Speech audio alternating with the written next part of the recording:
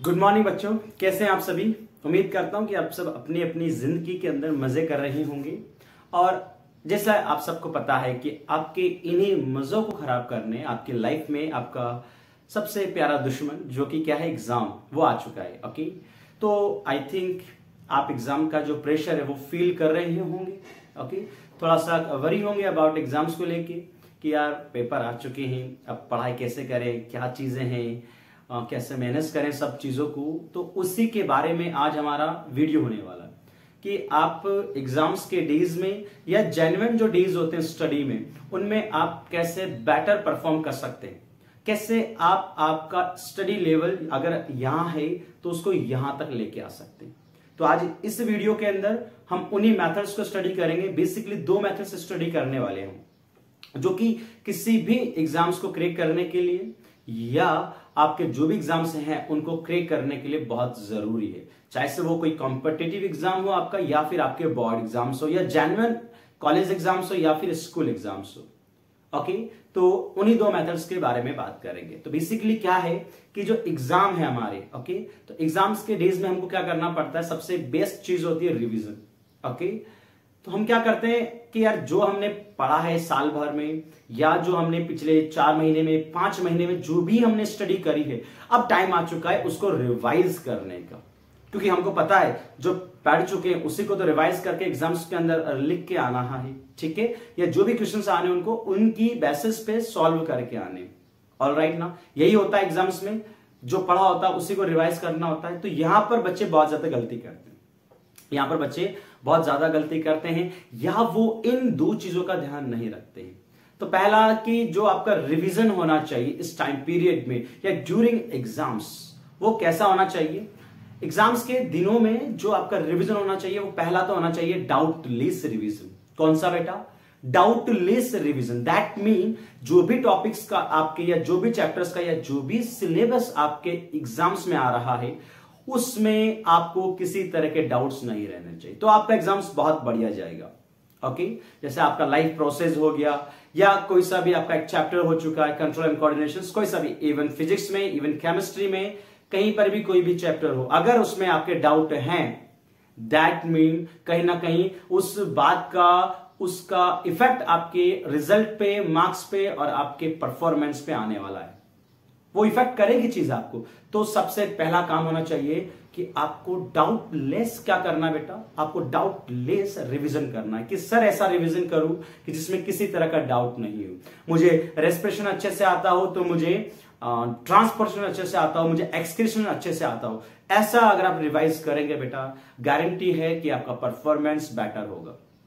Okay, तो जो भी डाउट है वो अभी जो भी टाइम पीरियड है आपका, फिजिक्स में तो फिजिक्स वाले टीचर से, केमिस्ट्री में तो केमिस्ट्री वाले टीचर से, बायो में तो बायो वाले टीचर से, हिंदी में है तो हिंदी वाली मैम से, या जो भी टीचर्स आपको पढ़ाते हैं उनसे आप डिस्कस करें और उनको दूर करें। ओके, डाउट वाली कंडीशन में अगर आप एग्जाम देने जाएंगे तो फिर आपका परफॉर्मेंस आप खुद जानते कैसा होगा। ओके, डाउट में कोई चीज बेटर नहीं होती।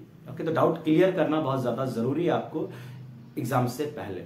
सेकंड चीज तो हो गया हमारा कि डाउटलेस आपको रिवीजन, सॉरी, फर्स्ट चीज हमारा हो गया डाउटलेस आपको क्या करना चाहिए, रिवीजन करना चाहिए। ओके, सेकंड थिंग होता है आपका कि आपको फोकस्ड रिवीजन करना है। ओके, क्या करना है, फोकस्ड रिवीजन करना है। आप जब रिवीजन करने बैठेंगे बच्चा, तो ऐसा नहीं होना चाहिए उधर गाना बज रहा है उधर मम्मी खाना बना रही है मस्त, ओके, और आप बड़ा पढ़ाई कर रहे हैं सोफा पे बैठ के।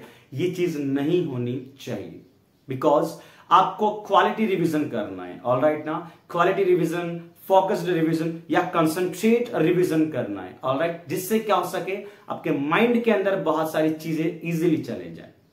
अगर माइंड डिस्ट्रैक्ट रहेगा, माइंड को ऐसा इन्वायरमेंट नहीं मिलेगा जहां पर आपकी फोकस्ड की जरूरत है आपको, तो आपको प्रॉब्लम होगी, परफॉर्मेंस फिर से बिगड़ेगा।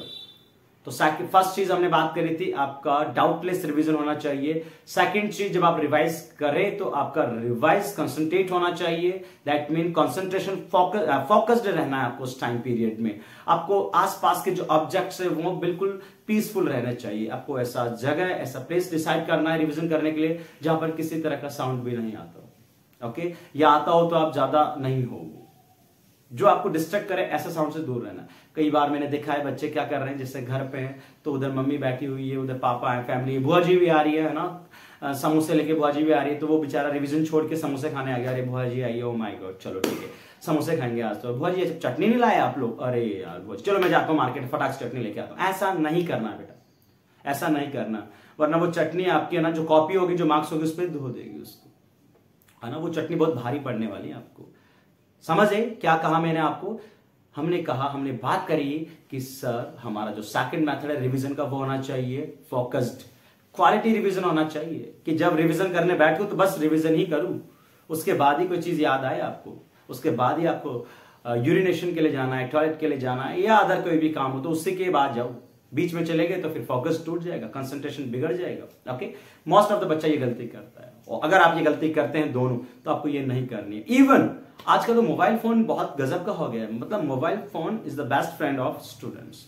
वो उनका सबसे अच्छा दोस्त है, बिल्कुल सबसे बढ़िया दोस्त मानते हैं उसको, जबकि वो सबसे बेकार दोस्त हो सकता है आपके लिए, और होता है आज के जमाने में। ओके, आज के टाइम पीरियड में बच्चा देख रहा है, ओ माय गॉड 10 मिनट पढ़ा नहीं उसने, और चलो इंस्टाग्राम पे घूम के आते हैं, ओके, चलो फेसबुक देख के आते हैं, चलो स्नैपचैट पे अपना 5 स्टिक को और इंक्रीज करते हैं। नहीं बेटा, अभी टाइम पीरियड किस पे है? अभी टाइम पीरियड आपको आपके रिवीजन पे, एग्जाम्स पे ध्यान देने का बहुत जरूरत है। और ये सिर्फ एग्जाम टाइम में नहीं, आप पूरे साल ये परफॉर्मेंस रखते हैं, इस तरह का मेथड यूज करते हैं, इस तरह की प्रैक्टिस करते हैं, गारंटी है आपका पूरा साल जिस तरह से जाएगा, आप बिलीव नहीं करेंगे आप में क्या क्या ट्रांसफॉर्मेशन आप देख रहे हो, आपका माइंड किस हद तक डेवलप हो चुका है, आपका माइंड का फोकस्ड प्रैक्टिस कितना बढ़ चुका है। ऑलराइट ना, तो सेकंड चीज ये हो गई हमारे पास में, तो रिवीजन आपको फोकस्ड, क्वालिटी एंड कंसंट्रेशन वाला करना है, डिस्टर्बेंस नहीं करना है। ओके, डिस्ट्रैक्ट नहीं होना इस टाइम पीरियड में। ऑलराइट बेटा, तो जितने भी ऑब्जेक्ट्स हैं, फोन वगैरह, उनसे दूर रहना है आपको थोड़ा सा, ओके, उस टाइम में।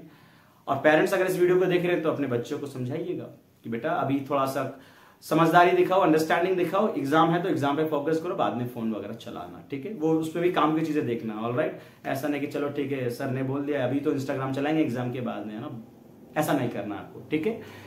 ये तो हमारी हो गए रिविजन को लेके तरीकों के बारे में जो हमने डिस्कस कर लिए। फर्स्ट हमने बात कर ली आपके रिविजन कैसा होना चाहिए, आपका रिविजन होना चाहिए डाउटलेस। सेकंड होना चाहिए रिवीजन आपका क्वालिटी वाइज, कंसंट्रेशन बहुत हाई होना चाहिए, ओके, और वन टाइम पे एक ही काम करना। रिवीजन कर रहे हो तो फिर रिवीजन ही होना चाहिए, ये काम आपको करना है। ऑलराइट, सेकंड बात, अब बात करेंगे हम कि सर रिवीजन जब हम कर रहे होते हैं तो रिवीजन करें कैसे। ओके भाई, आपने देख लिया डाउटलेस रिवीजन होना चाहिए, आपने देख लिया सर क्वालिटी वाला, फोकस्ड वाला रिवीजन होना चाहिए, लेकिन सर रिवीजन करें तो करें कैसे, उसके लिए क्या मेथड हमारे पास में होना चाहिए। तो देखो जेन्युइन क्या होता है बच्चा, जेन्युइन आपने देखा होगा, जो एक बच्चा होता है रिवीजन करता है, ओके, क्या करता है, रिवीजन करता है, तो रिवीजन ऐसे पढ़ेगा, वो ऐसे बुक ले लेगा और ऐसे पढ़ता रहेगा, पैच पलटता रहेगा एकदम ऐसे, ओके ठीक है मजा आ रहा है, ऑलराइट ठीक है, अच्छा ये पढ़ा। लेकिन ये इस तरह की एक्टिविटी करने से आपका प्रोडक्टिविटी नहीं बढ़ता है। जैसे अगर कोई बच्चा ऐसा पढ़ रहा है तो वो चाहे से 6 घंटे ऐसे पढ़ता रहे, जितना याद उसको 6 घंटे में होना चाहिए उतना याद नहीं होता। ये मेरे साथ भी बहुत पहले होता था, इवन मैं गारंटी देता हूं आपके साथ भी होता होगा। इस तरह से पढ़ने से आपको उतना बेहतर रिजल्ट नहीं मिलता है, उतनी बेहतर आपकी परफॉर्मेंस नहीं रहती है। सही बात है, नहीं रहती, मेरी तो नहीं रहती, ओके, और ये आपकी भी नहीं रहती होगी इस तरह से पढ़ने से। सेकंड तरीका क्या होता है कि हम क्या कर रहे होते हैं, कोई टॉपिक हमारे सामने, हम उसको लिख रहे हैं थोड़ा सा, अच्छा ऑलराइट तो किडनी के काम ये होते हैं, ओके, किडनी का फंक्शन ये हो गया अच्छा हार्ट ऐसे, ओके, हार्ट ऐसे बीट करता है, ऑलराइट, अच्छा हार्ट के 4 चैम्बर होते हैं, तो आप लिख के पढ़ रहे हो, है ना, जेन्युइन तरीका क्या होगा, लिख के पढ़ रहे हो। इससे क्या होता है, मोस्ट ऑफ द चीजें आपको याद रहना स्टार्ट हो जाती है, क्योंकि आप उस पर क्या कर रहे हो, वर्क कर रहे हो। तो देखो जितना ज्यादा आप आपके सेंसरी ऑर्गन्स को इन्वॉल्व करोगे आपकी स्टडी में, तो क्या होगा, तो ये रहता है परफॉर्मेंस बेटर होने के चांस होते हैं। यहाँ पे आपका परफॉर्मेंस इंक्रीज होता है, धीरे धीरे क्या होता है, इंक्रीज होता है। अब देखो इस तरह से पढ़ रहे तो सिर्फ आपकी क्या होती है, आईज काम कर रही होती है ज्यादातर, ठीक है, आईज पे ज्यादा फोकस्ड होता है, ओके, आईज ज्यादा इन्वॉल्व हो रही होती है उस मेथड में। अब यहां पर देखो, आप जब ऐसे पढ़ रहे होते हो तो आपका हैंड पूरा ढंग से अच्छे से वर्क कर रहा होता है, आपके ब्रेन के सेंसरी और नर्व्स भी बहुत ज्यादा वर्क कर रहे होते हैं। इवन अगर आप थोड़ा सा बोलते हैं इस टाइम में, आप पढ़ते हो ना किडनी के फंक्शन ये, तो आपका क्या हो गया, साउंड भी काम कर रहा है, दैट मीन आपका टंग भी इन्वॉल्व है, आपका अब साउंड निकला है तो हियरिंग भी होगा, तो हियरिंग भी इन्वॉल्व होता है। तो ये बहुत अच्छा मेथड होता है अगर आप इस तरीके से पढ़ रहे हो, तो this is a fine method जो आप यूज कर सकते हो ठीक है।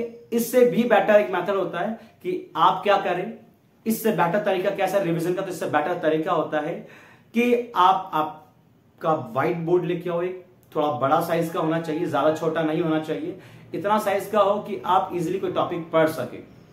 और अब उस टॉपिक को पढ़ते टाइम आप करो, जैसे सपोज दैट यहां पर हमने क्या कर लिया, एक व्हाइट बोर्ड लगा दिया बेटा, ठीक है। अब उस व्हाइट बोर्ड पे आप क्या करेंगे, उस व्हाइट बोर्ड पे आपने आपका जो भी मार्कर वगैरह है वो यूज करना है आपने। और सपोज दैट ये व्हाइट बोर्ड है, आपने क्या करा यहाँ पे, आपने किडनी यहाँ पे ऐसे करके पढ़ा, तो आप उसको लिखो वहां पर, किडनी का डायग्राम बना लो। अगर आप इस तरीके का यूज आपके स्टडी में कर रहे हैं, मैं आपको श्योरिटी देता हूं कि आप जितना भी टाइम स्टडी में लगा रहे हैं उसका आपको 80 to 90% रिजल्ट मिलने वाला है। और ये एक ऐसा मेथड है जहां आपके भूलने के चांस भी बहुत कम रह जाते हैं। इवन किस टॉपिक को आपने दो तरीके से 2 बार ऐसे रिवाइज कर लिया, आपको वो टॉपिक हमेशा याद रहने वाला है। ओके, हमेशा याद रहेगा आपको। 2 बार आपने रिवाइज कर लिया, हमेशा मतलब कि आपको बीच में देखना तो पड़ेगा लेकिन आपको उतना नहीं करना पड़ेगा। तो 1 बार 2 बार आप ऐसे पढ़ो, देन आफ्टर फिर आप ऐसे जाओ, कोई दिक्कत नहीं है। फिर चीजें आपको बहुत गजब की और बहुत परफेक्टली याद रहने वाली है। ओके बेटा, तो ये बहुत अच्छा मेथड है और सबसे हाईली डेवलप मेथड भी यही है। भैया होता ना सीक्वेंस, पहले ऐसे पढ़ते थे, अभी थोड़ा सा लिख के पढ़ के बोल के पढ़ के ऐसे करने लग गए ना, लिख के पढ़ रहे हैं, थोड़ा बोल भी रहे हैं उस टाइम में, वो सेकंड मेथड मैंने बताया आपको। थर्ड मेथड ये सबसे डेवलप मेथड है। यस सर, फोन्स की सीरीज आती कि नहीं आती, 1100 नोकिया 1100 आया था, देन अभी देखो आईफोन सबसे डेवलप फोन है। तो वैसे ही हमें भी जरूरत है हमारी स्टडी के तरीके को चेंज करने की, हमारी पढ़ाई करने के तरीके को चेंज करने की। हम क्या कर रहे हैं, हम मोस्ट ऑफ द यही कर रहे होते हैं बेटा। मैंने खुद ने ऑब्जर्व किया है मेरी लाइफ में, हमने क्या किया है, हमने सिर्फ इतना सा किया है कि यार मैं जब 8 क्लास में था, 9 क्लास क्रॉस करी, डेवलप हुआ ना, थोड़ा सा इवॉल्व हुई क्लास, हुई कि नहीं, 8 से 9 में आ गया, 9 से मैं 10 में चला गया, और 10 से मैं फिर 11 में आ गया, 12 में आ गया, 13, ऐसे करके बहुत सारी चीजें। क्लास तो धीरे धीरे क्या हो रही है, बढ़ रही है। बट हमने देखा यार क्लासेस इवॉल्व हो रही है, तो फिर पढ़ाई क्यों नहीं इवॉल्व हो रही भाई साहब, क्या तरीका है उसका। तो फिर समझ में आया कि यार तरीका चेंज करना पड़ेगा, मेथड चेंज करना पड़ेगा। मेथड चेंज नहीं करेंगे तो रिजल्ट वही आएगा जो आता आ रहा है, रिजल्ट में फर्क नहीं आएगा। जैसे एक छोटी सी कहानी है कि एक पर्सन था, उस पर्सन ने क्या किया कि बेसिकली एक प्लांट था, अब प्लांट में वो इंजेक्शन से उसने वाटर भरा, लीफ में पानी डाल रहा है, बिल्कुल लीफ में पानी डाल रहा है। ओके, तो लीफ में पानी वो डाल रहा है या जग से डाल रहा है, तो वो दिख रहा है यार ये क्या हो रहा है, मैं पानी तो प्रॉपर हर एक लीफ को, प्लांट की जितने भी लीफ है सबको पानी दे रहा हूं, फिर क्या समस्या है भाई साहब, फिर क्या हो गया, पानी जो प्लांट है वो ग्रो क्यों नहीं कर रहा है। अब उस मूर्ख को ये समझाओ कि भाई ये राइट मेथड नहीं है, प्लांट लीफ के थ्रू थोड़ी एब्जॉर्ब करता है वाटर, नहीं, गलत तरीका है। अब गलत तरीके से आप चीज करने जाओगे तो रिजल्ट तो वैसा ही आएगा। प्लांट कैसे हरा भरा हो जाएगा, प्लांट कैसे फ्लावरिंग करेगा, कैसे उसमें फ्रूट्स आना स्टार्ट होंगे, नहीं ना, नहीं आ सकते। तो हमें क्या करने की जरूरत है, हमें right method. What is right method, कि आप पानी को उसके रूट में दो, आप रूट को दो, automatic whole plant of part या प्लांट के जितने भी पार्ट है सब तक क्या चला जाएगा, वाटर पहुंच जाएगा। यस और नो बेटा, सही बात है, हाँ बिल्कुल सही है सर, बिल्कुल यही होता है जेन्युइन तरीका। तो ही तो आपका मेथड डिसाइड करता है, आपका तरीका डिसाइड करता है आपके रिजल्ट को, कि आपका रिजल्ट कैसे होगा। ओके, अगर सपोज दैट एक पर्सन, जैसे एक टीचर टीचिंग कर रहा है तो वैसा जेन्युइन पढ़ा रहा है, हाँ भाई ये होता है, ये ऐसा होता है, ये ऐसा होता है, ये एक मेथड है। और एक टीचर पढ़ा रहा है जो आपको इन्वॉल्व कर रहा है, जो वो पढ़ा रहा है कि हाँ भाई क्या होता है, अच्छा बोलो, खड़े हो, इन्वॉल्व कर रहा है, थोड़ा सा आपको पूरा क्लास को एंगेज करके चल रहा है। तो मुझे बताओ राइट मेथड कौन सा है। राइट मेथड सेकंड वाला है जिसमें सारी क्लास एंगेज हो। अगर मैं टीचर हूं और मैं मेरी क्लास में गया और मैंने सिर्फ मैं ही एक्टिव था, बाकी सब क्लास को मैंने क्या नहीं, उसको मैंने इन्वॉल्व नहीं किया पढ़ाने के तरीके में, तो फिर क्या होगा, सब बोर हो जाएंगे, अरे बेकार टीचर है यार, क्या खुद ही खुद आता है पढ़ता है। नहीं, ऐसा नहीं करना है हमको, ठीक है। हमको क्या करना है, बेसिकली उस टीचर की तरह बनना है। दैट मीन हमको वैसा मेथड डेवलप करना हमारी स्टडी के अंदर भी। तो मेथड का बहुत बड़ा फर्क होता है बेटा, मेथड का बहुत बड़ा फर्क होता है कि आप कौन सा मेथड यूज कर रहे हो आपकी स्टडी में। ओके, तो स्टडी में हमेशा highly develop, highly result oriented method आपको यूज करने। बात समझ में आ रही है? तो इससे आपका रिजल्ट भी क्या होगा, इससे आपका रिजल्ट भी बहुत बढ़िया होगा। ओके, आपका परफॉर्मेंस बेटर होगा, आपकी पर्सनैलिटी भी क्या होगी, बेटर होगी, and even your confidence also increase. तो आपका कॉन्फिडेंस भी थोड़ा सा हाई जाएगा। ओके, आप बेटर फील करेंगे जब चीजें आपको याद रहना स्टार्ट होंगी। बात समझ में आई आपको?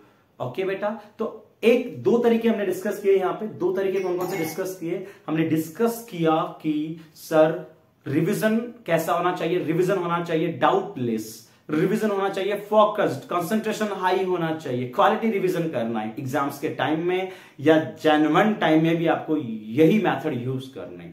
ऑलराइट, सेकंड थिंग हमने बात करी कि सर हमको रिवीजन के मेथड को लेके या हमारे पढ़ने के तरीकों को लेके कैसा यूज करना चाहिए, हमारा मेथड क्या होना चाहिए पढ़ने का। कि हम जेन्युइन ऐसे कहानी की तरह पढ़े या लिख के पढ़े। लिख के पढ़ रहे हो बेस्ट है, कोई दिक्कत नहीं है। अगर और बेस्ट चाहते हो, बेटर चाहते हो, एक्सेलेंट चाहते हो पढ़ाई, तो फिर व्हाइट बोर्ड खरीदो और उस पर पढ़ाई स्टार्ट करो। और आपने जैसे ये काम किया, मैं आपको फिर बता रहा हूं, आपका रिजल्ट, आपका पर्सनालिटी, कॉन्फिडेंस, इंप्रूवमेंट 100% श्योर है, 100% श्योर। ऑलराइट बेटा, तो ये तरीके आप यूज करके एक एवरेज स्टूडेंट से आप एक इंटेलिजेंट स्टूडेंट या एक बेस्ट स्टूडेंट बन सकते हो। ये तरीका है आपके पास में। जिससे एक पतला सा पर्सन होता है, थिन एकदम बिल्कुल लकड़ी वाला पर्सन, अगर वो अच्छे तरीके से एक्सरसाइज करे, अच्छे तरीके से खाना खाए, तो वो हेल्दी हो सकता है, वो बॉडी बिल्डिंग कर सकता है, या दैट मीन वो थोड़ा वेट गेन कर सकता है। बट अगर राइट मेथड नहीं है तो फिर तो आपको पता है वो वैसा का वैसा ही रहेगा। ओके, और सेकंड चीज क्या है? इंप्लीमेंट करना। जैसे मैंने आपको सारी नॉलेज दे दी, किस तरह से आपका रिजल्ट इंप्रूव होगा, रिवीजन कैसे करना है, पढ़ाई कैसे करनी है, सब मैंने बता दिया। बट बेटा, जब तक आप इस चीज को इंप्लीमेंट नहीं करेंगे, जब तक आप इस चीज को प्रैक्टिस में नहीं लाएंगे, जब तक आप इस चीज को एग्जीक्यूट नहीं करेंगे, ये सब जीरो है। ये सब क्या है? जीरो होने वाला है। तो आपको क्या करना है? आपको इस बात को मानना है, उसको आपको इंप्लीमेंट करना है, और आपको प्रैक्टिस स्टार्ट कर देनी है इस तरह के रिवीजन की, आपको इस तरह के बोर्ड मेथड से पढ़ने की, तो आपका रिजल्ट बेटर होगा। देखो, इससे पहले आपने क्या किया मुझे नहीं पता, बट अब क्या करना वो मैं आपको बता रहा हूं। इससे आप वो बनेंगे जो आप पहले नहीं थे। दैट मीन अब आप में फर्क दिखना स्टार्ट होगा कि वाकई में ही अब कुछ कर रहे हैं, अब कुछ अच्छे तरीके मिले हैं पढ़ाई करने के। तो इन तरीकों को इंप्लीमेंट करना स्टार्ट करें, आप आज ही से इस तरह से पढ़ाई करें। और कमेंट सेक्शन में जरूर लिखना कौन कौन आज से इस तरीके को फॉलो करने वाला है, कौन कौन चाहता है कि वो एक एवरेज स्टूडेंट से एक हाईली डेवलप स्टूडेंट बने, एक बहुत अच्छा स्टूडेंट बने, या कौन कौन इंप्रूवमेंट चाहता है अपने पढ़ाई को तरीकों को लेके, कौन कौन अपने रिवीजन के तरीके को लेके इंप्रूवमेंट चाहता है, कौन चाहता है कि मेरा मेमोरी और पहले से शार्प हो। तो इन सब तरीकों से आपका मेमोरी इंक्रीज होगा। तो कमेंट सेक्शन में बिल्कुल कमेंट करें कि सर मैं आज से यूज करने वाला हूं, और इन तरीकों को इंप्लीमेंट करके जो आप में फील हो, रिजल्ट फील हो, तो आप वो भी कमेंट शेयर करना। Alright, and thank you so much for watching this amazing video, and मिलेंगे नेक्स्ट वीडियो में जिसमें हम बात कर रहे होंगे किसी और टॉपिक के बारे में, या आप खुद अपने टॉपिक सजेस्ट कर सकते हो स्टडी को लेके, पढ़ाई को लेके, तो हम उन पे बात करेंगे आपसे। ओके बेटा, and all the best for your exam. इन तरीकों को ध्यान रखें और अच्छे से पढ़ाई करें। स्ट्रेस लेने की बिल्कुल भी जरूरत नहीं है। स्ट्रेस तभी आएगा जब आप इनबैलेंस तरीके से पढ़ेंगे। अगर आप एक सिस्टमैटिक मैनर से पढ़ रहे हैं तो फिर स्ट्रेस नहीं आएगा। ओके, और आएगा तो टेम्पररी होगा, ज्यादा इफेक्ट नहीं करेगा आपको। ऑलराइट, तो इन तरीके से आपको क्या करना है? पढ़ाई करनी है बेटा। Alright, thank you so much for watching this amazing video, और मिलेंगे नेक्स्ट वीडियो में। तब तक के लिए bye bye, take care, and all the best for your exam. Bye.